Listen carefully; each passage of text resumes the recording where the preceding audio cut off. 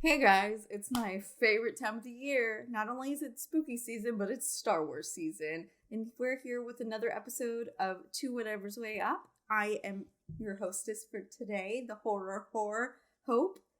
I also have with me today Jesse. Hello, I'm here. Talk more Star Wars, a series that will never, ever, ever, ever come to an end. Shut the fuck up before. And we also have our famous apparent war criminal here, Seth, today. Oh my god, I'm a war criminal now. Me and Chopper are two peas in a pod. Does Chopper have the most kills in the entire Star Wars universe? So 100%. Somebody did a like a tally of things, and Chopper has over 55,000 kills.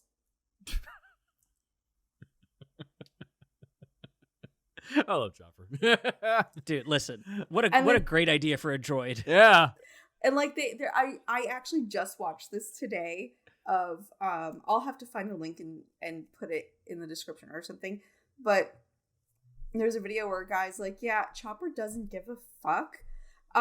There's one episode in Rebels where they're finding a Force-sensitive child and trying to get to it before the Inquisitors, and they found it in a TIE fighter, and he's talking to Zeb, and Zeb's like, we can't blow it up yet. There's a kid in there. We have to get the kid. And he's like, why?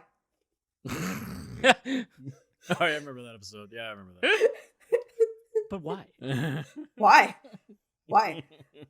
and then they also pointed out in like episode 2 of Ashoka, which is what we're here talking about today, in where they're at the refinery or whatever, going after the Inquisitors in Shinhati, and Hera's trying to put the tracker on their ship, and she's like, Chopper, we can't just blow it up. There's like people at the refinery down below, and he's like, that's a bad thing.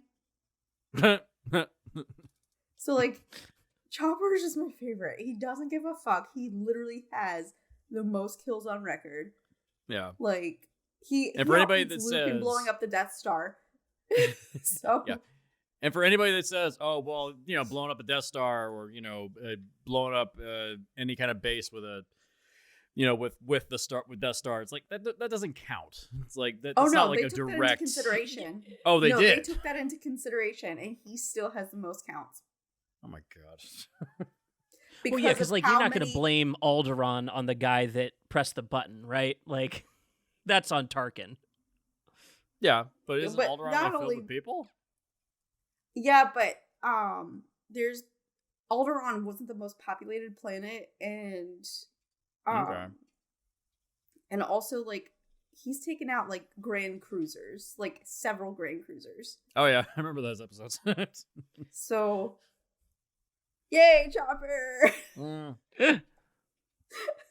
Why wasn't there more Chopper in this show? He's in like what, 4 scenes? It's disappointing. I know. It's so disappointing. Yeah, I think I'm the most cynical of this series. I think it's good, it's fine, but there's a lot of things that just like no, could have been better. And to go to your point there, like a lot of people were saying that like they wish there was more episodes, they wish there was more involved. I do know they had to do a lot of reworking. Yeah. Jesse and I were actually just talking about this. They had to do a lot of reworking around Balin's character because they didn't know if they were going to recast. They didn't know if they were just going to nix his character. They didn't know what they were going to do. So they left it totally fucking vague because of Ray Stevenson unfortunately passing. And they didn't know if they like wanted to recast because he did such a fucking amazing job.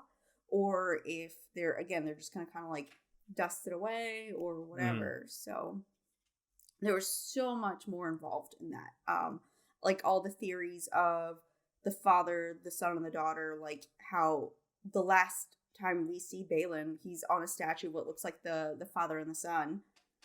And, who knows if that's foreshadowing, or especially since Anakin's there, because Anakin's like rumored to be like the new father, and then Balin might be the son because Ahsoka is the daughter.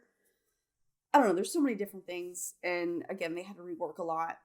But also, it's not supposed to be a complete series. It's supposed to technically end with Filoni's movies, which culminates Ahsoka, Book of Boba, and Mando, and all of that all coming together. Yeah, the 7 Samurai kind of thing. Yes. So. Again, there's so much fucking... We just blew Seth's mind with what we were talking about before we were recording. Yeah. Oh, yeah. Yeah, I hadn't made the connection. I knew about the world between the worlds from the shows, just like catching up on lore, and then seeing it in the series. I was like, damn, this is so unique. Like, what just to see it like perfectly represented in live action, just like 1-to-1. It is exactly the same place as it is in the cartoon. Beautiful. Yeah, I was like, wow, they really committed. But then you were telling us that it was inspired by Chronicles of Narnia, and specifically The Magician's Nephew, which is my favorite one out of the series. So, I wild to me that was, and so much inspiration across this series. Treasure Planet in there for sure. Mm-hmm. Like, you can't get away from Treasure Planet. He really, I think, was inspired by that. There's feelings of Star Trek in here. I think our franchises are starting to bleed into each other a little as to what we need out of sci-fi. There was a lot going on. Well, now that Star Trek has gotten good again, so yeah, we're out of the dark years. We escaped. So, but it's with regards to this series, the reviews for this have been pretty strong overall. But I agree that it for a show called Ahsoka, there's not much Ahsoka in the show. She like disappears from like entire episodes, and I'm like, I get it. It's meant to be Rebel season 5. I get it, but still, it's like you kind of call Ahsoka. Isn't it more about her? She gets one entire episode dedicated to her, which is in the world between worlds, and the lesson is that she wants to live. It's like, is that a lesson? I don't see. It's not a lesson. That's actually not the lesson. What the is lesson is forgiveness. She had to forgive herself because she blamed herself for Anakin's turning and creating Darth Vader and creating the Empire, so to say. She thought everything came. Order 66, the Empire, Vader, everything, because she left the Jedi and she left Anakin. She felt so much fucking guilt that she basically created all that. And also the fact that she needed to forgive Anakin in general, because she had to learn there was still so much good in him, that there is the dark and the light within everybody, and under circumstances. And he did have like a slight redemption at the end and like came to terms, and he's trying to like through the Force be a better person. But that's not necessarily like her lesson was to live. It was forgiveness. It was like forgiving yourself to live, and forgiving herself for giving up Sabine, for training her initially, because she thought Sabine was going to be another Anakin after the Siege of Mandalore. So that's why she didn't want to train Sabine, because she's like, I'm not having another Anakin on my hands. Well, and then within herself as well, like after seeing her master turn, she has to wonder if that's within her too. Like that's why why she ends up going to white blades is the idea of like, I don't know, I'm not even sure if I toe the line here. I think Ahsoka's character is kind of coming to terms with like, I don't want to say generational trauma, but like the master to Padawan trauma that comes out of being a Jedi, maybe. No, it's true. Yeah, I think she was genuinely worried about like what does it mean for her, for someone who she believed in as much as Anakin, to be able to turn. I mean, she must be able to turn as equally as evil in her own mind, you would think, until she's able to forgive herself, like you're saying, Hope. Well, there's even No, go ahead. No, I was gonna say just real quick. I'm gonna give you the lineage of Master to Padawan for Ahsoka. So we have Yoda. We have Dooku. We have Qui-Gon. We have Obi-Wan, Anakin, Ahsoka, Sabine. Okay. All throughout, alternating is fucking Sith, dude. Yeah. Yoda's canon temptations, I know, are in the comics and books. so Dooku straight up. Yeah, that's wild. Okay, yeah, I'm tracking. She's like, my lineage is fucked. My lineage is royally fucked. Of course, she's gonna think like. I changed my mind. It is generational trauma. That's just straight up generational trauma. It is. Yeah. Well, also at the end, in the last episode, Thrawn even calls her out and says, "Maybe a Ronin like you deserves to be here by yourself." It's like, I love that. Where they straight up even use the word Ronin, which is a samurai term for a masterless samurai. Oh yeah. Yeah, that's the first time I think that word's ever been used in the Star Wars universe. They're kind of just saying, you know what, screw it. It's just use ordinary Earth words. It doesn't matter anymore. Because we're stuck. We can't keep making up words. So just use what we know. So it makes more sense. And that's what it was from. These nerds are translating all the Arabesh now. Oh man, just. But I to go back to Ahsoka not being in Ahsoka, we also have to think like in Mandalorian. There's plenty of episodes of The Mandalorian that weren't involving the Mandalorian, but it's still called The Mandalorian. Book of Boba Fett, there's a whole episode that doesn't involve Boba Fett. Two of them, yeah. It's like, oh yeah, this is Mandalorian season 2.5. But I think there's enough, at least with Ahsoka, to show that there's connection at least. And it is about her transformation. It's about her mission. It's about not just her, but her now lineage and her prior. So I think it's okay with how they planned it out. I know there's a lot of controversy with the first 2 episodes, like across the board being a little slow. I know, Jesse, you're very... Oh, yeah. Seth and I had to beg you to come back. I'm of the opinion that for me, this whole show was like a 7 out of 10. It's like the first half of this season was a dredge to get through. It's so slow. And to the point where it's like, I mean, they're slow for intent, but then there's just slow because it's just not the best editing. There's a lot of like long shots, people just kind of just standing there, not doing anything. People just kind of having their arms crossed, not saying anything. It's like, just pace it better. It's like, it felt a little bit like Filoni was going to the George Lucas School of Editing, where it's like line, cut, line, cut, line, cut. There's no L cuts, there's no J cuts. Everyone just says their line, then they cut. The pacing doesn't drive the scene, like just the dialogue back and forth, but it doesn't really feel like a dialogue. It just feels like saying words, cut, say your words, cut, and it just doesn't. It's not engaging. I remember Jim Maxwell. Clancy Brown reprising his own character wasn't for engaging. A single scene. That was just that was, like, you don't put Clancy Brown in more of the show. Come on, it's like, well, he's already been in the other shows too. But yeah, but still, it's like, but like I remember Jim Maxwell posted like after the first 2 episodes dropped, he just had a shot of Ahsoka drinking her coffee, and the one thing he said was boring. I was like, yes, Jim, I agree. I agree, Jim. Like, I understand, like, they wanted to set things up. They got to pace it out because it is a sequel to Rebels. I get it. But you still got to keep it engaging, and I just don't think it was engaging for me. It got better in the back half of the season. Way better in the back half. So, but I also kind of see it as, like, how it is currently. Not everything is action-packed, and you have to think, like, that whole time frame was a standstill. Oh, yeah. It's meant to be... Yeah, we've talked about this with Obi-Wan. It's meant to be a lean section of the universe, like post-Empire. There's not much happening. Obi-Wan, it's very fucking cut and dry. At least this is... Yeah. It's expanding beyond...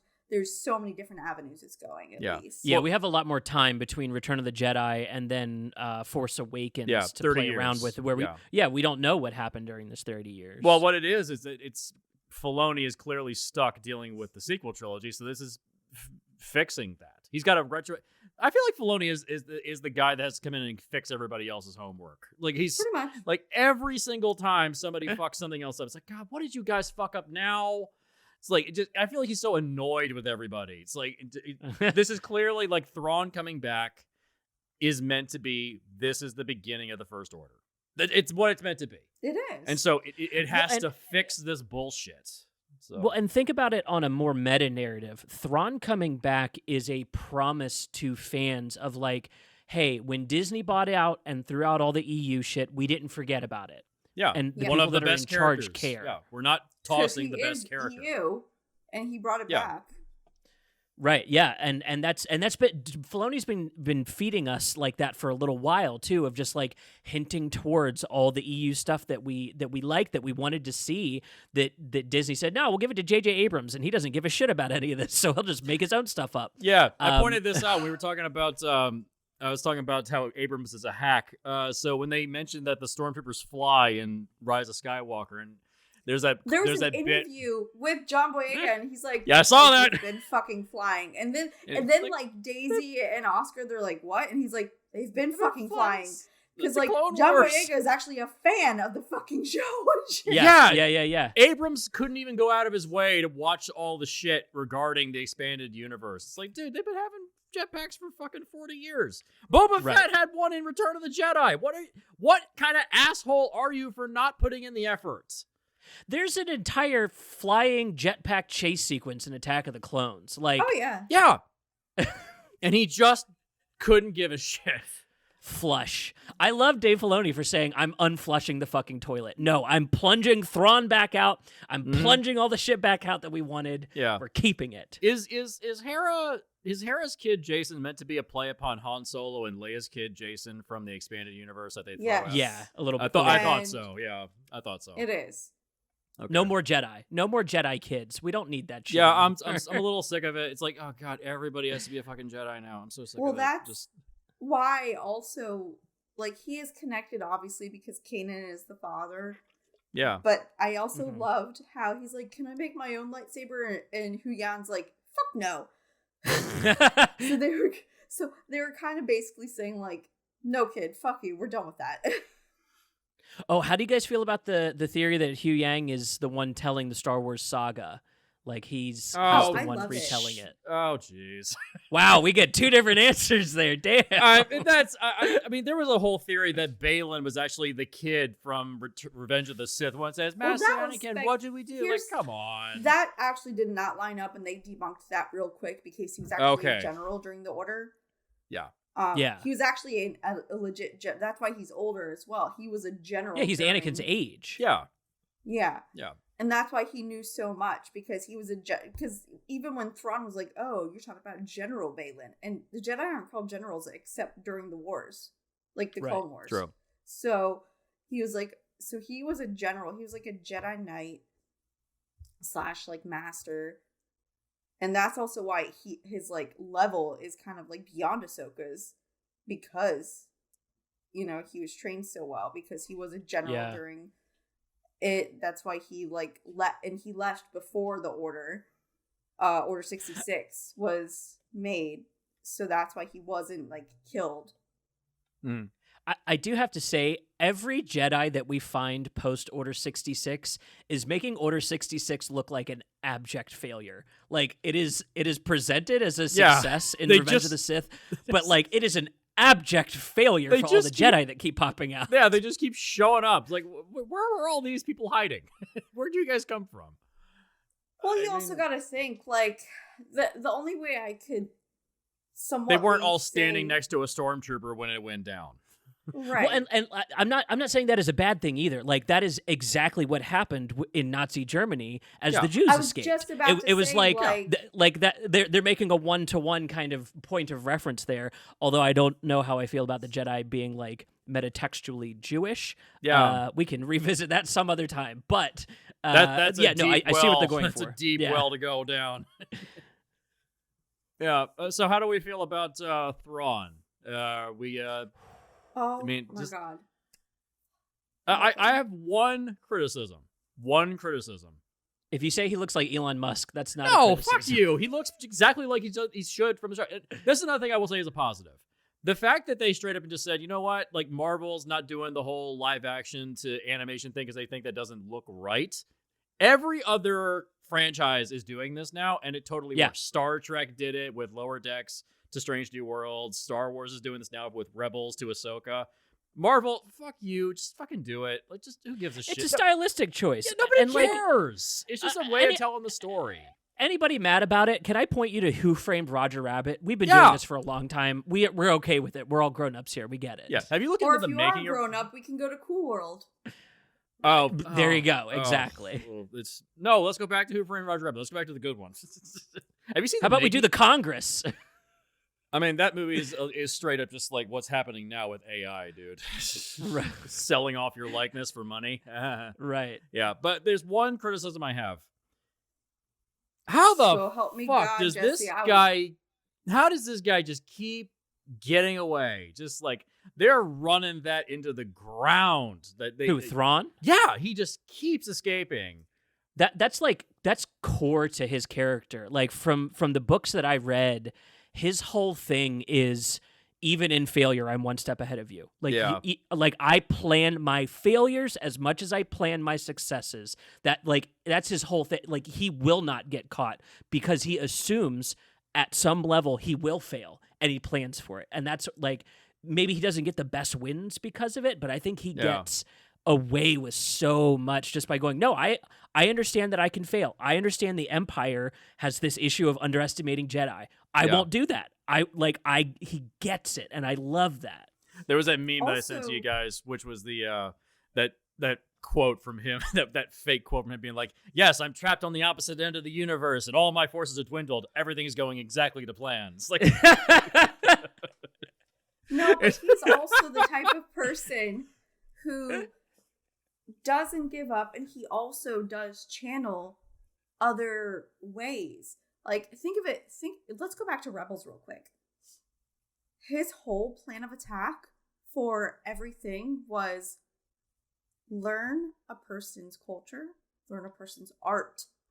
Yeah. Learn that, and you'll defeat them because you'll know how they were raised, how they were born, their beliefs, all that through their art and the culture and their music.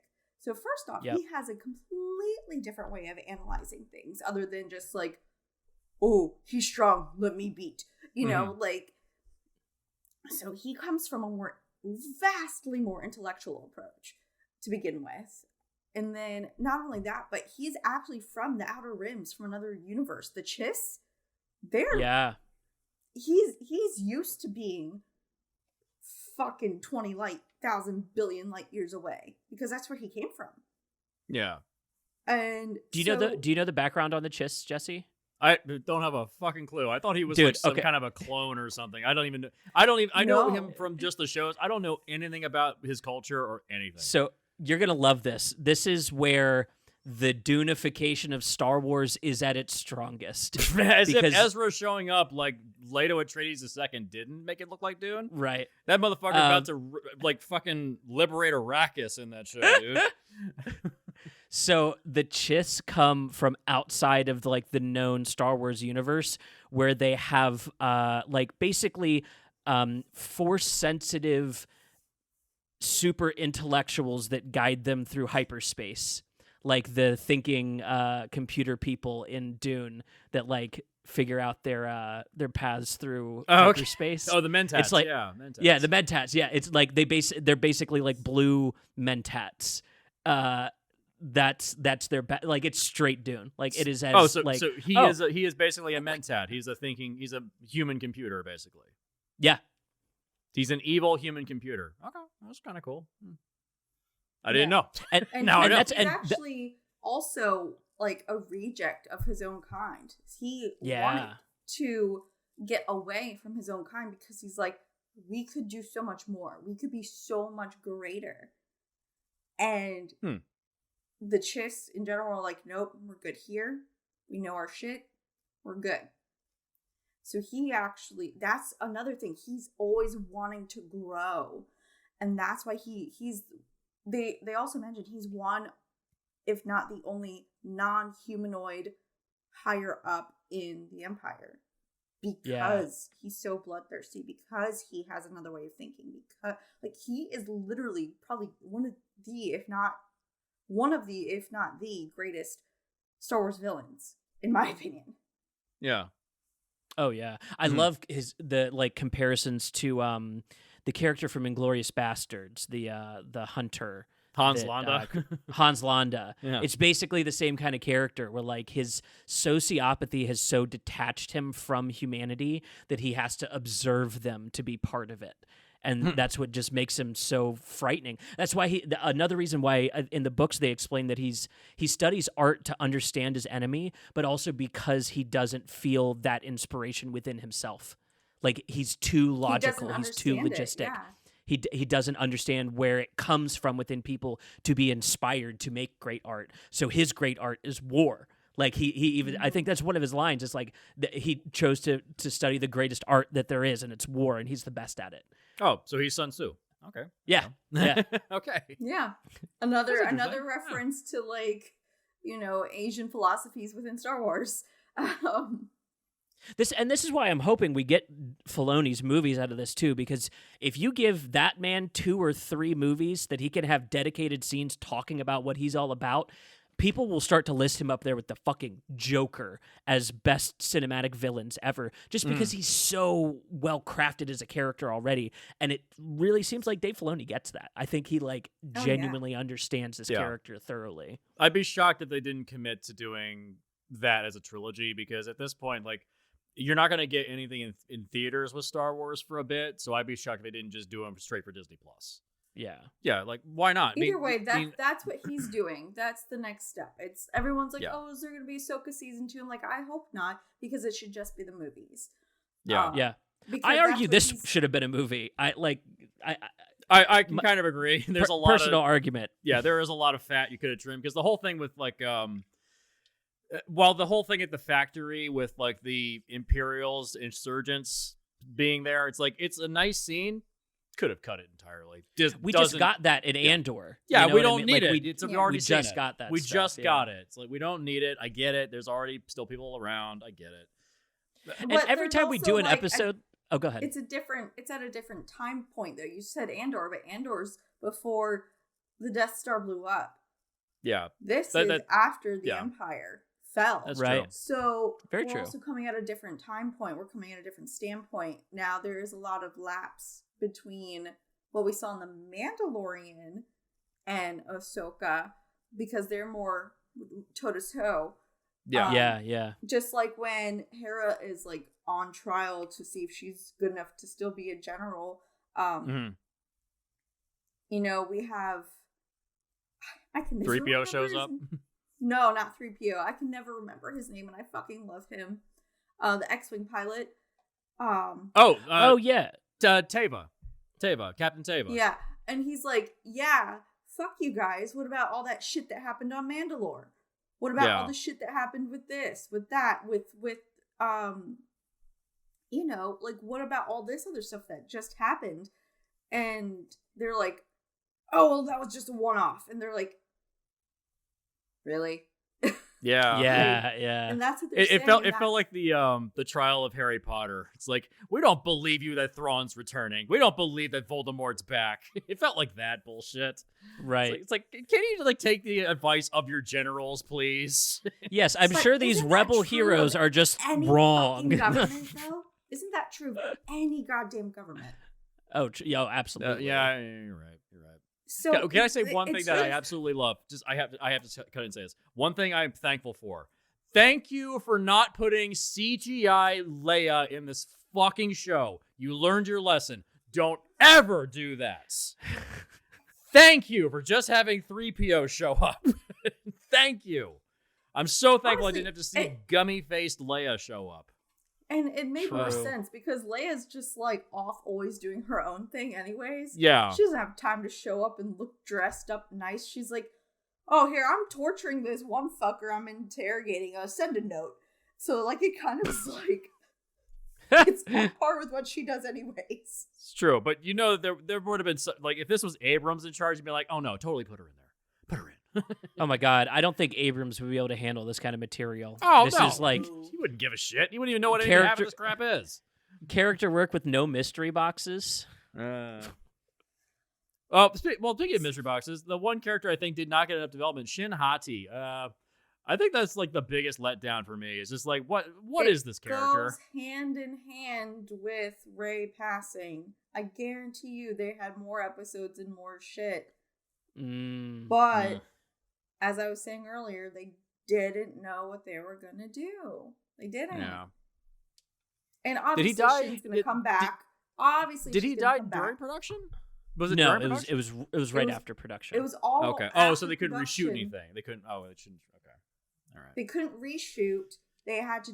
They either could play it out and film themselves into a hole, or they could just cut.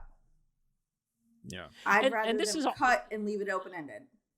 It's also kind of par for the course too. Like Darth Maul didn't really get like anything added to him until the series. I can see Shin Yeah. being set up as a character that like gets fleshed out more as more series get greenlit. I mean, fuck. Boba Fett had all of one line and 5 Yeah. minutes, like runtime total, and he's one of the greatest fucking characters.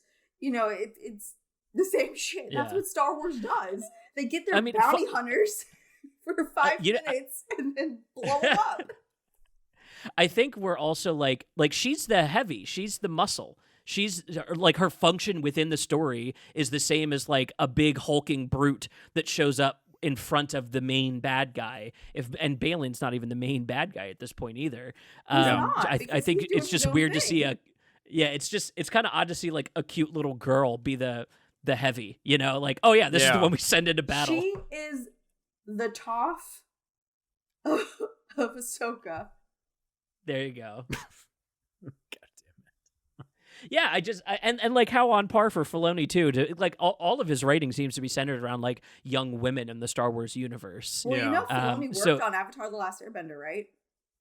Oh, that makes sense. That tracks. That's I how wanna- he got his foot in the door to do Rebels and all that, because he worked on Avatar: The Last Airbender.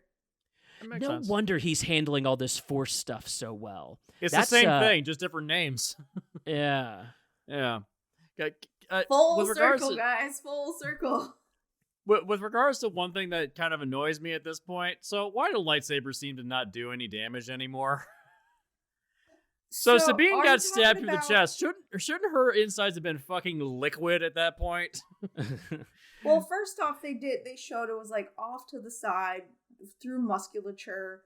Okay. You know, someone actually did like this whole like breakdown of like when Qui-Gon died, it was like through his stomach, through his internal organs, like fucked. Whereas hers was like off to the side. Okay. So you could do the same thing with a bullet and a gun. I also like the placement. idea. I like the idea that the Star Wars is a living universe where they didn't have the tech to save Qui-Gon at the time, and they've developed it since then. Like, imagine Mhm. what Obi-Wan does in his downtime. Like, we don't see much of it during, you know, the movies and shows, but I could imagine him being like, no, yeah, we need to like work with these people that I met on this planet. The Kaminoans have to have Yeah. some kind of tech that could help with, you know, like these are like Buddhist tech bros, right? Like they go out and go to cool meetings with I was gonna alien say, species, and think so I like the idea that maybe medicine's progressed a little bit. Yeah. Think of it this way too. How much time between episode 1 and Ahsoka's happened? Think how much medical tech that's happened for us. Mhm. And we're basically peons compared to like the Star Wars universe, you know? It's true. It's true. So I just like to do like a 1-to-1, like, think of it this way. We only just put man in the sky 100 years ago. That is a good point, yeah. That Yeah, is very, very true. not even that long ago. Yeah. That's what I'm saying. Like, we only just went to space less than 100 years ago. We And only made Elon the Musk's first already trying to get plane. away from here. Yeah, we only just made the first plane in 1902 to 1904, and that was just a plane that went 30 feet in North Carolina from the Wright brothers. Mm-hmm. You know, it was only in the 60s that we went to the moon, and that was just the moon. You know, think of you know, we've cured so many things, and it's so yeah, tech can evolve. we've spoken about this in like other shows. I remember when we talked about 310 to Yuma, how the doctors were like, well, if you're not covered in blood, then you suck. If you're a clean doctor, you're written off. But it's like, no, you want a clean doctor. Right. Yeah. I don't want one. So. Yeah. So I have the opposite of a pet peeve for this series. Oh. What does that even mean? I have now watched 2 Star Wars series in a row where I didn't have to think about, see, or hear Tatooine mentioned. Yes, thank you. I'm 2 for 2 right now, folks. I'm feeling good. Like I'm feeling pretty good overall. Yeah. Although I will And the say fact that we planet getting Dathomir and the sisters. Oh. Yeah. Right? Although I will say Dathomir is like gray as fuck. That was the one thing I was. I know, but still, it's like I think you mentioned this, Seth, on an episode where it's like sci-fi is the chance to go and do like all kinds of colorful, wild environments. Why would you put me in a mud pit? It's like, yes, we're in a literal mud Dathomir's pit an in exception Dathomir because it is a swamp mud pit. It's the sisters, like, they're fleshed out and pale, and because they basically live in the darkness and the shadow and the mists and the swamps. Is this actually Dathomir? Like straight up just Dathomir? Well, it's a different spot in Dathomir than we landed in Jedi Fallen Order. That's what I was about to say. I was like, this doesn't look the same at all. Dathomir was also, in between then and now, like, bombed the fuck out of, like, Mandalore was. Yeah. That's true. So I just realized something. Wait a minute. You can just fly to Dathomir in Jedi Fallen Order, but in this case, you need to have a map to take you there? That was in Dathomir that they were on. So when Thrawn came from the Outer Rims, they were flying to Dathomir. Oh, okay. The planet that they were on was something else. Yeah, that's a totally unnamed outworld whalebone planet. Oh, okay. Never mind. Yeah, that's not Dathomir. They were flying. Their hub when they got back to their main thing was Dathomir. So Thrawn, the planet, as he's pulling up, like when he's like, "I'm home, guys," like that was Dathomir. Yeah. Or part of it. How did Ezra get off the ship? And no one noticed? I think their whole thing was like when he got the comms, they were like, "Oh, we're sending XY," and he's like, "Thanks for letting me know." I think that was his like, "Let me steal a shit," you know? Okay. Yeah, I mean, like it's as forgivable he's also as a war criminal. So it's the last 5 minutes of the show. I'll let it slide. Whatever. Well, and like Luke, Leia, and Han all take a Empire shuttle onto Endor in Return of the Jedi, and we just assume that they just got it. You know what I mean? Like, yeah, that's fine. That's somebody went on a mission and did it. It's just a nitpick. It's just a little thing. I was just kind of like, how'd you get away with no one noticing? I don't know. How do we feel about Ezra and his portrayal in this show? I only have one issue. What's it? I am so sick of people using contacts instead of just doing eye color change in post. Oh, that brings up something I wanted to point out. Hera's eyes were driving me crazy. All the contacts in the show were a little obscene to me. But like that's such a nitpicky, like small, like it did not affect my viewing at all. But I was just like, wow, like their eyes aren't dilating. I hate to be the dude of this conversation, but you're looking at her eyes. I was looking at her ass. I will say, Mary I've been called out. Has a hell of a dump truck, doesn't she? Damn. Congrats, Ewan. You got a good wife. Is that weird that Obi-Wan and Hera are married and have a kid? Is that weird? No, because they met on Fargo.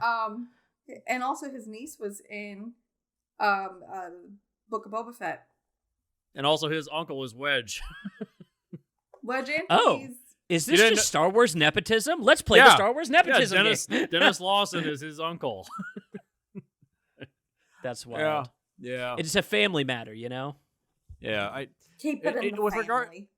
With regards to Ezra, I think the actor they got is good, but I would have preferred Rahul Kohli from Midnight Mass. Ooh. Although, I don't know how he would look with blue contacts either. Oh, I think also, like... that would just not have happened because he's doing literally everything under Mike Flanagan's God. tenure. Yeah, Flanagan. Like, Flanagan's like, I have 20 things planned. You're in all of them. So he's already like, yeah, I think it was stacked. probably. I think he was filming Fall of the House of Usher, which comes out in Yeah. a couple of weeks. Oh, wow. Yes, yes. So yeah. I get what you're saying, but Mike Flanagan has him stacked already. Yeah, it's true. It's true. Yeah. With the one thing I will say was just driving me a little nuts was the moment when Sabine and Ezra see each other for the first time, and they're just kind of like stand there and look at each other, and I'm just like, run into his arms, you idiot! It's like there's so little like human moments in the show that bothered me. It's like it's a lot of like story. It's like, you ever notice how in these shows, or in this show specifically, there's no like extreme close-ups of people's faces. I get you want to show off the environment, you want to show off all these visual effects, you want to show off all the plot, the props, and all that stuff. But if you're gonna do a show that's about a handful of characters specifically, you need to show that deep human connection. I feel like the show kind of missed the mark in a lot of places. You know, just like if they ran each other's arms, it was just like extreme close-ups of their faces while they're hugging, nailed it. But they didn't do that. I agree/disagree with you. For the Sabine Ezra moment, I don't agree. I think they should have done what you said, though, for him and Hera. Because Sabine and Ezra... Instead of just cutting before they even get close to each other. So with Sabine and Ezra, it's still that awkward, are we brother-sister? Are we lovers? Holy shit, I'm in denial.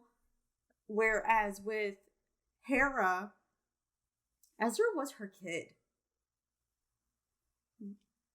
That's true, yeah. So, with Sabine and Ezra, I could see it being like, hi, you know, whereas Hera, she would have been like, my baby. Mm-hmm. So I agree with you, they should have done that, but I think they should have done that with Hera and not Sabine. Because also you have to think, Sabine's still Mandalorian. She's training under a Jedi. She has that weird sense of, she just had her people blow up. She has that weird sense of, I love you, but I'm going to keep my distance. Whereas with Hera, she the same kind that's of, my baby. Is she the same kind of religious sect of Mandalorian as Pedro Pascal's character, Jin? No, couldn't remember his name. No, so Sabine's is really, she used to be like part of a different clan who was similar to the Night Watch, but not a part of the Night Watch. And then they gave up what they believed in when the Empire took over. So she actually worked for the Empire. And then Sabine left the Empire and joined the Rebels. And like her whole like family plus her backstory is super rich. So Sabine's gone through a lot, to say the least. Yeah. So, including intergalactic travel at this point. That's I want to touch on that for a second. Star Wars Space is going whales. places. Yeah. Star Wars has taken us to new places. We've now touched a toe into a totally new galaxy. I like. How do you guys feel about the world between the worlds, like the expanding outside of the galaxy? Does this mean the Yogg-Saval are coming? Like, you know, what are we feeling about expanding our Star Wars outside of the kind of hub that we know? Hint at that? Didn't they hint at the Yogg-Saval at one point in the show? I feel like there's some line where they offhandedly reference it or something.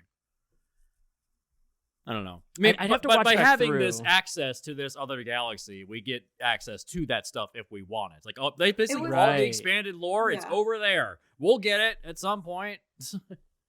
You know, it's like what Marvel's doing with the multiverse now. It's like, yes, we'll get it at some point. Yeah, I like them expanding. I'm loving yes, like Anakin was still here, but he wasn't the focal point.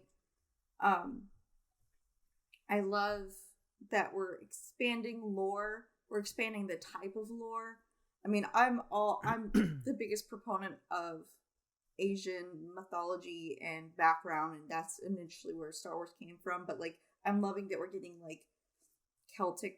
I love that we're getting Grecian. I love that we're getting Norwegian. I love that we're getting all these different mythologies involved as well, because it wouldn't just be one centralized mythology. Just like Earth, the universe has different mythos as well. So I'm liking that we're like tapping into all these other things. It's opening up that doorway to just that's why everyone loved Mando so much. It was the first Star Wars thing that wasn't Star Wars, if that makes sense, you know? Yeah. And Star Wars is the wallpaper over top of a human story.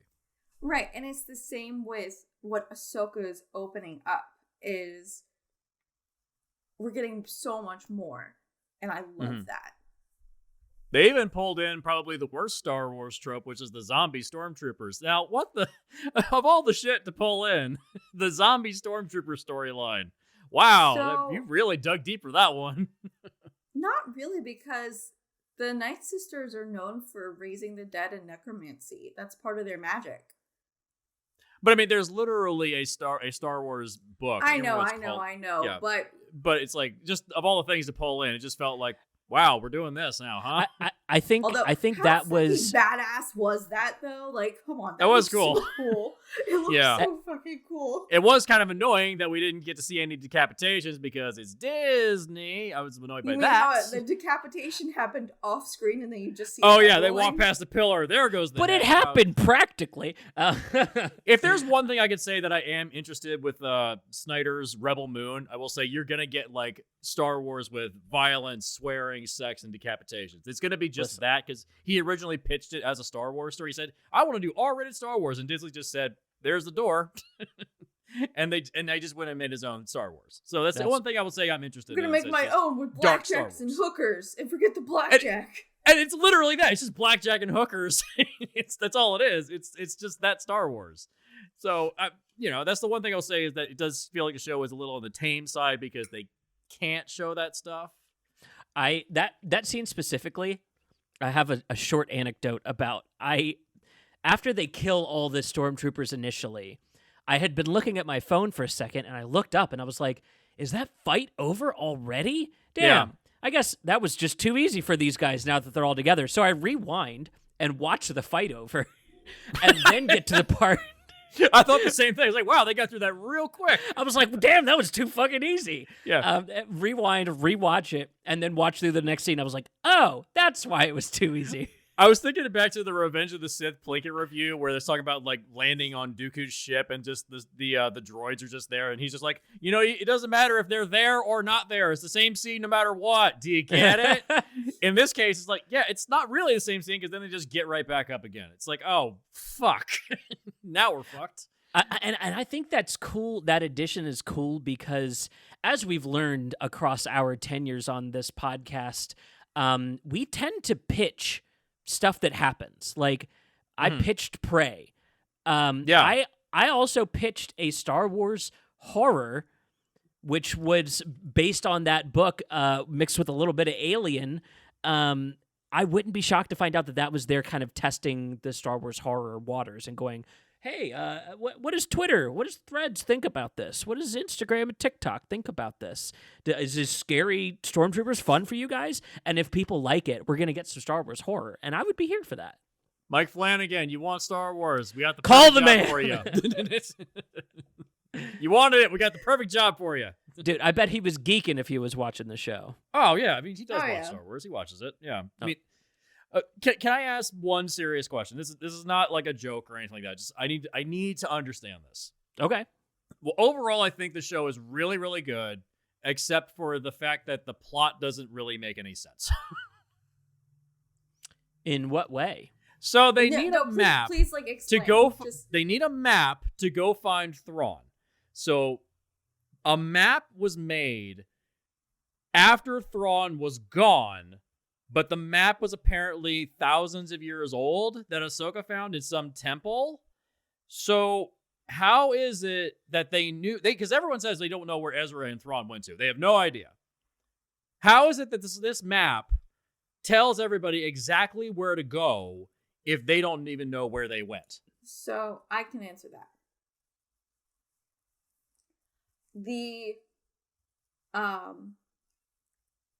The three Night Sisters sought Thrawn out. Okay.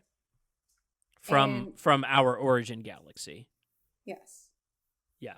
They sought him out because they sensed the presence. Like, in that scene where they're like, the threads of destiny bind us, and then, like, Sabine showed up, and then, like, Ahsoka showed up, they're like, that wasn't in our thread.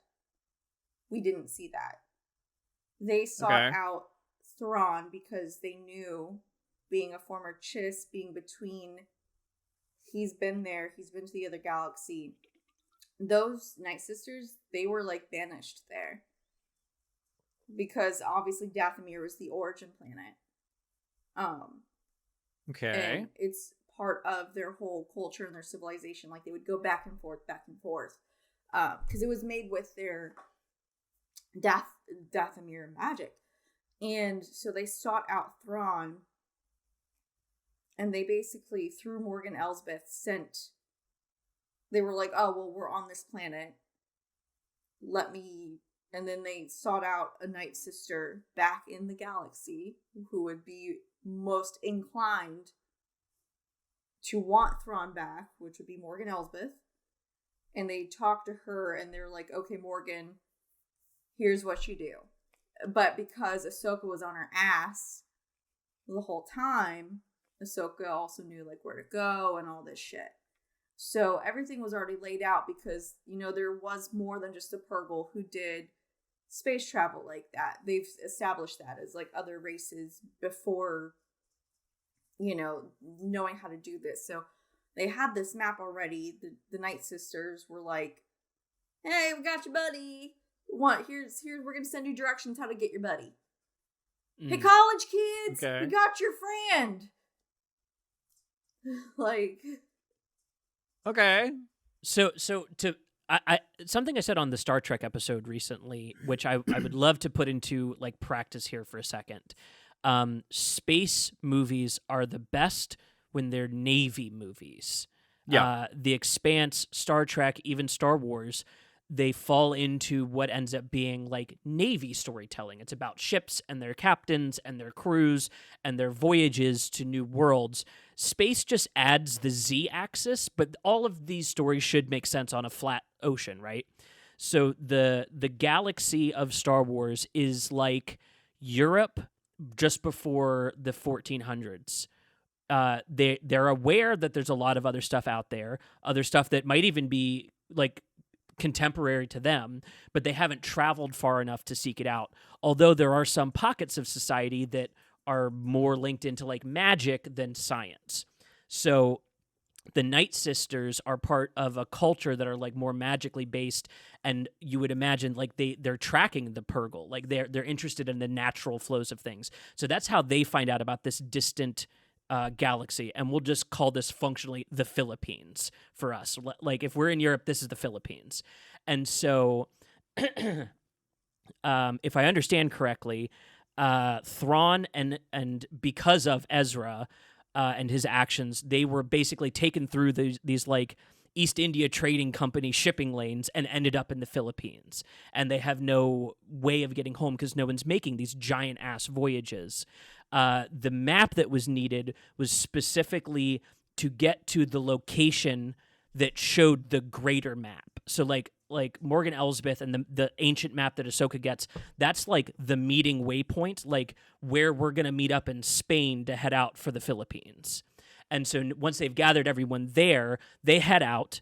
Ahsoka misses the ship, but takes whales there instead, the equivalent of taking whales to the Philippines, if you could do that as a Jedi.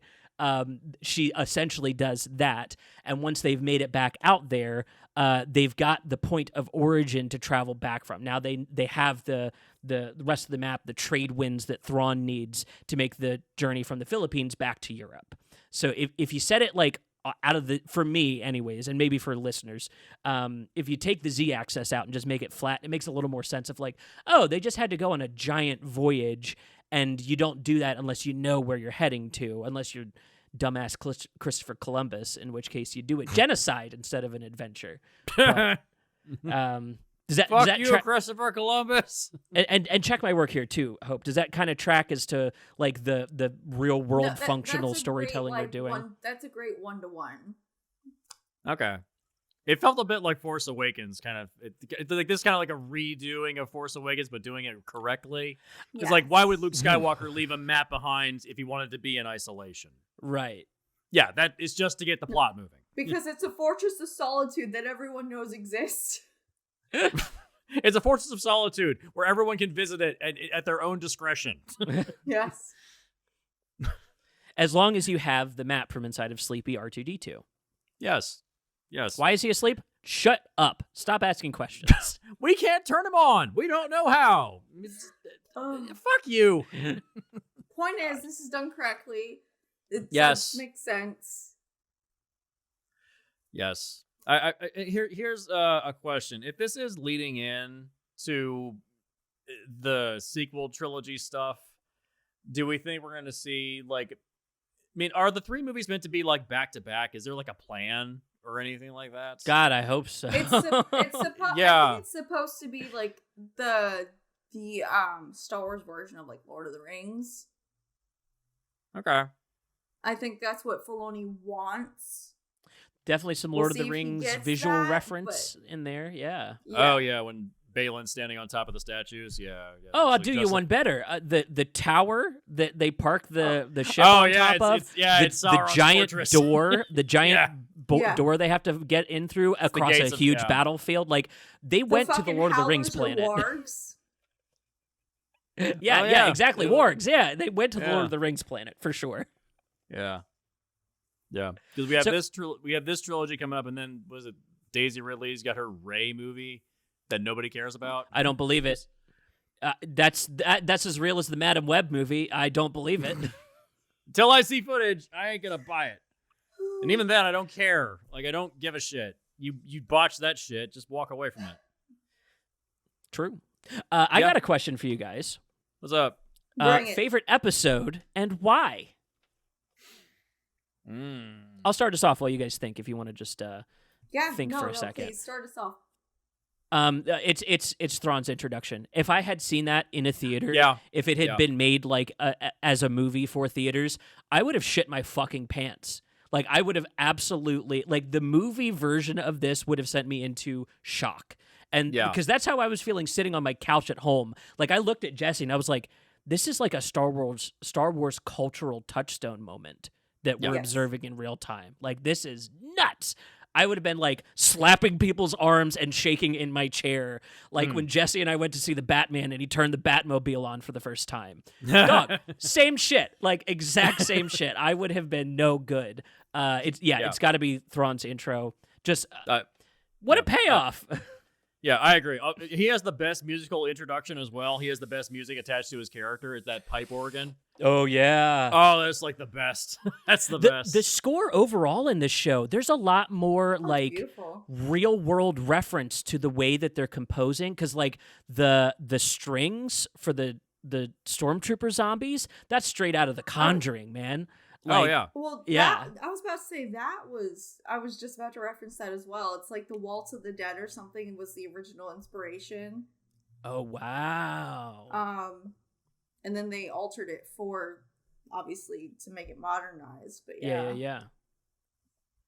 The music stands out in this show a lot more than it did in like fucking Obi-Wan, where John Williams comes back to do the theme for Obi-Wan, and like you barely can't even recognize it. It's like. Hum it for me. I'll pay you money if you can hum it. I wish. Honestly, I wish. You ain't getting any money. Yeah, it's like this show really. The production quality is really solid with this thing. Music, sound, visual effects. It looks great. It's Filoni's baby. It really is. Yeah, I just wish it had a little more emotional impact for me. Yeah, it's kind of it's not that it's dead. It's just kind of like it's not quite getting there for me. Earlier, Jesse, you brought up the like George Lucas editing style, and I think that is intentional here. I think Filoni really wants it to feel like Star Wars, and that is, for worse or better, that feeling for Star Wars. I think it's almost an impossible situation, though, because I think about Last Jedi got pegged for the exact opposite reason. The dialogue was too naturalistic. There was too much emotive, like close up going. Like people don't seem to respond well it's a no-win situation, no matter what. You can't. Maybe there's a middle ground, and maybe that looks like Dave Filoni doing movies instead of TV. The middle ground is Andor. But even does Andor do like? There's not a ton of like emotional close-up stuff. Like the monologues are shot in meetings. Andy Serkis. Andy Serkis's shit. Stellan Skarsgård going off at his informant, like screaming at him, like, "What do you think I fucking sacrificed?" Like it is like it holds on him for like 90 seconds, where he's just like giving this tirade. Oh like, yeah. Why did we not get that in this? I think we're different gonna get writers, that in man. movies. Yeah, And different writers, and I think we might get that more so in the movies. I mean, the closest we got to that was one of my favorite episodes was The World Between Worlds. You know, with Ahsoka. You know, she was going through all the emotions. Also, that is a powerful episode. Yeah, that girl, man, she played Gamora. She was in Barbie. Now she's Ahsoka. Like, she's a good little actress coming up there. Oh, yeah. We'll just forget about 65. Didn't happen. Listen, actors got to work. They got to eat too. Everyone's got to work. Right. But we'll pay you to run around in the woods for a couple days. But that was very powerful, you know, because you're going through the emotions basically of her as a damaged child and going through her damaged adulthood and trying to make sense of it all.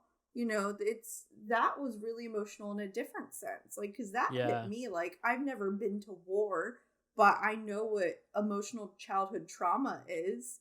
I know what generational trauma is.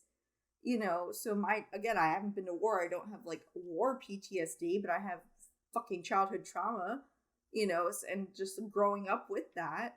So that hit me in a different sort of emotional sense, you know? Mm. Yeah, to your point, I wonder, because this is TV, if there's just less opportunity for coverage. You know what I mean? Like when you're shooting a movie scene, you're really meticulous about the shots you need to tell the story of that scene. Shooting TV, it's like these sets got to cool off. We need, you know, to get people onto the next thing.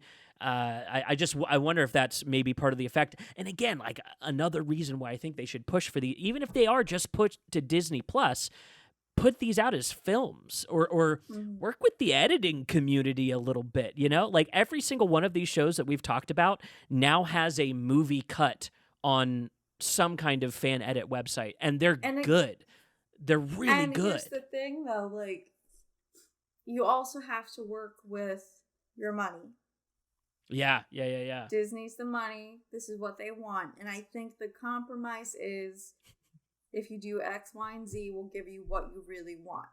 And Dave Filoni's been working his ass off to finally get what he wants, which is the movies. Honestly. I just looked up what the budget for Ahsoka was. It was around $100 million for the 8 episodes. 6. Or no, 8. It's 8. Yeah, 8. See, just like, there you go. You can't even tell how many episodes there is. It's like I said, there's some fat in there. It's $100 million to divide across 8 episodes. Apparently, Skeleton Crew, which I don't even know what the fuck Skeleton Crew even is.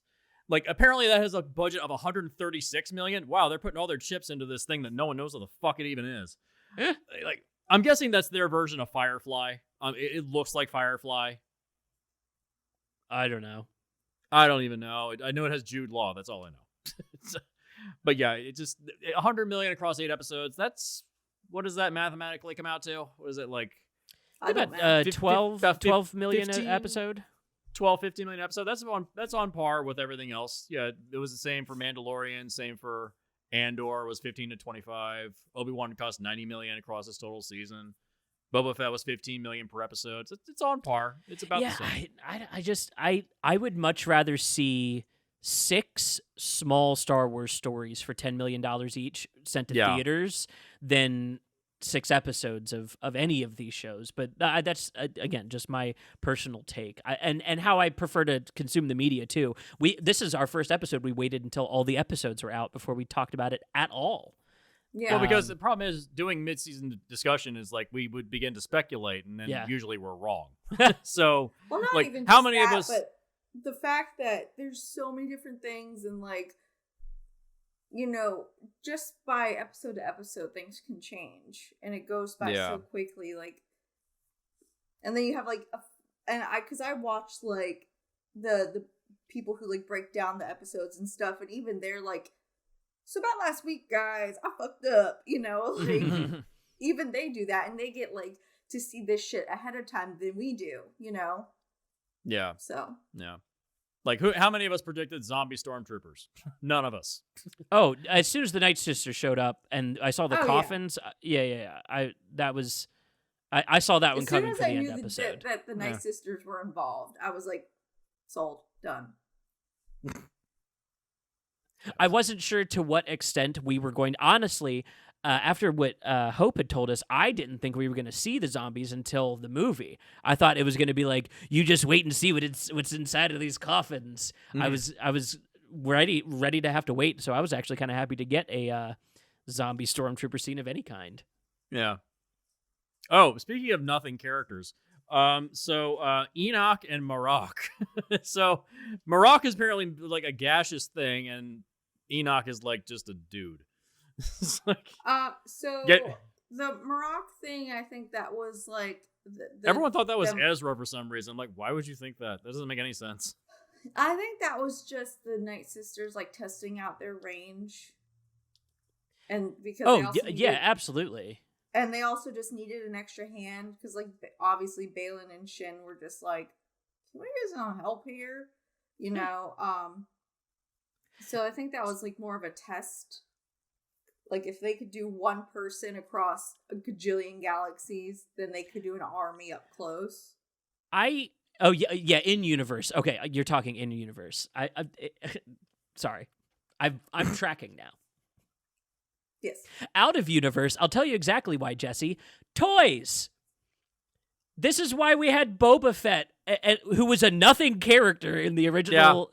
Yeah, you're right. Needed an extra toy. I love that these theory people will be like, "Who's inside of Marok?" And I was like, "Nobody. Guaranteed. No one is inside of that. There's no one behind the Knights of Ren. We have them to have more toys." This is Star Wars Even thing. more less than nothing characters. The Knights of Ren. This is Star Wars Now, whole thing. Just invent an but extra with character to Enoch- make a toy for it. With Enoch, Thrawn is supposed to have like, if you read Thrawn's lore, Thrawn actually doesn't die by the hands of any Jedi or Rebel. It's by his own man. It's not Enoch, but it was another one who Enoch's like his right hand man, basically. Yeah. In his extended lore, he had another right hand man who's like betrayed him and that was the only way Thrawn died, actually, is because his right hand man betrayed him, and he did not expect that at all. That was the one failure he did not plan for. And that's what I think they're leaning to make Enoch as is that. I mean, you can even tell, like, so someone mentioned, like, Thrawn never has his back to anybody because he always wants everyone laid out in front of him. Enoch is the only one he has his back to because he puts that trust in him, and that's what's going to bite him in the ass. So they're building up. They're building up Enoch as a greater character, I think.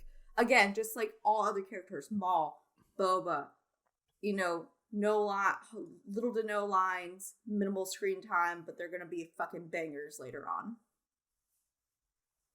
Okay, that makes sense. Captain Phasma. Listen, Shut up, I think it's a cool design thing.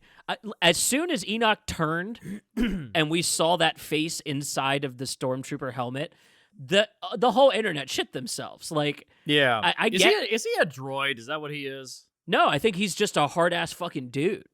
Oh, okay. Yeah. Yeah. He kind of reminded me a bit of Maximilian from The Black Hole. Remember, you ever seen that movie? The Maximilian. It's like a red pyramid type of robot kind of thing. It's not a great movie. But also going back to like Japanese tradition and lore, though, like there's this whole thing where like if you it looks like a samurai face mask. Well, no, I was gonna say if you break a dish, you repair it with gold, so you can still see the cracks and how it was built back stronger. They did the same thing with all of his troopers, like especially Enoch. Makes sense. No, in the Bible, Enoch doesn't die. That's his like his thing in the Bible. God just takes him to heaven and lets him skip dying. So I'm wondering if if that's like a reference to the fact that maybe Enoch's not alive. Yeah. Like he's already been resurrected. He might be like Marok, you know what I mean? Yeah. Some people were like predicting that Marok was like Star Killer, and I'm like, stop trying to get Star Killer into this. You're never gonna get him. That happened early on, so there was like season 2, just episode 2. So there's still a lot to go. Everyone's gonna jump at the bit for their own theories. So I don't. It's never. There's no point. Yeah, it's never. You can't get to it. It's never happened in Star Wars ever. There's never been this person is secretly this person thing. Snoke. Star Wars has always been very straightforward. It is an extra character always. That is the answer always, unless we get a very smart filmmaker that spins that on its head eventually. But that might even be in the Star Wars bylaws at this point too. You must invent a new character for extra. You know what I mean? Who knows what's in their Bible? I don't know. But it's for toys. It's 100%. It's just for toys. Yes. And I will get his Lego, the Enoch Lego. That is going to go hard as fuck. I hope they make it as a. I hope they make it as a keychain. My Mandalorian's ready to retire. All of his shit has rubbed off. Same. Dude, my Lego Boba has no legs, no hands. The cape's gone. Like I need a new one. It's just Boba's carcass. Yeah. Hera's Lego is just going to be like a normal looking. Hera's Lego is going to be a normal looking Twi'lek, but she's going to have like 2 nubs on the back for a dump truck gas. There you go. Yeah. Wow. Oh, somebody pointed out, and I mentioned this as well. Like Hera still has these goggles on her head. I'm like, does she need those? Are they just there as like design? Because they never get used. They don't need them. She's inside of a ship. There's no wind. Like, I'll do you one better. Why does Han Solo need an ammo belt for a laser gun? That's a good point. Dude, it's just there for aesthetic. Fuck it. Who cares? I think the answer, every Jesse. main character need a crazy hairstyle? Yeah, I think we could nitpick. Why does Star every Wars to Gundam death. have sharp edges all over itself? That's how you know how high a level it is. The more lines it has. Oh, the more possible it is to accidentally stab its pilot, the better it is at fighting. Exactly. That's the something. Just shaped like a fucking. The inside's just shaped like a fucking porcupine. I think we've really covered a lot of ground for Ahsoka without, giving away too much for those who haven't quite seen it yet. I think we have a lot of good stepping stones and everything for what's going to come. I'm very much looking forward to Dave Filoni getting his way. What are some final wrap-up thoughts? Because before we end this, the show is good. It's good. It's just it just lacks that emotional connection for me. Yeah, I think for me, I'm very satisfied with what they gave us. My concern now lies within having a completed plan for the next part. God damn it, please do that. And then do not botch this like the sequel trilogy. And I think my other concern is the Seven Samurai thing. I'm a little worried about having to get the band together and that taking up too much time, since most of these shows, I think we've noticed most of these shows kind of start slow. So I'm a little curious how they solve that problem going forward. If it is movies, if it is TV, however they decide to solve it. I'm a little curious about that. I think that's my closing thought, is just optimistically crossing my fingers that they have a plan and that they have a plan for the boring stuff. Yeah. Either it's the Seven Samurai or it's the Avengers. It's one or the other. Yeah. Yeah, I'm just going to honestly piggyback off both of you guys. I think the same thing. I'm very much looking forward to what Dave Filoni has in store. I hope he gets his way. I hope Disney does not get in his way. And, with the writer's strike coming to a halt, we can hopefully get more stuff more quickly and maybe rest some of these theories we can have coming up. Well, the writer's strike is over. SAG is still on strike. So they can write stuff. They just can't shoot anything. So hey, as long as there's something going on, I'm okay. Right. Yeah. A little more time writing is probably apt for Star Wars right now. Yes. Yeah. It would behoove them. I think the only other Star Wars thing that's coming out soon was it Bad Batch Season 3? They're wrapping up that series like anybody cares at this point. I mean, the shows are the reason we're getting Ahsoka now. So it might be a little retroactive caring. I'm wondering if those series don't get a little more cult status as people look back. And I just feel like we're so far. I just feel like we're so far away from all that clone stuff at this point. I'm just like, who gives a shit? And I kind of been watching like an episode here and there of Bad Batch, and I'm just kind of like, it's fine. It's like it's. I'm a Wrecker fan. What can I say? I love the Big Lug. Big Wrecker fan. Yeah, listen. Jon Favreau let Dave Filoni cook. The chef let the chef cook. I'm happy about it. Yeah. All right, guys. I think that's about it for tonight. So glad we could get together and talk Star Wars. I always love talking Star Wars. Star Wars.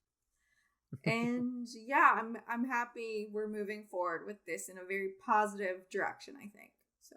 Yeah. Me too. Even if it's meant to clean up the bullshit of the sequel trilogy, I will take it. All right, guys. I think with that, we're going to say goodnight and may the Force be with you. May the Force be with you too. May the Force be with you.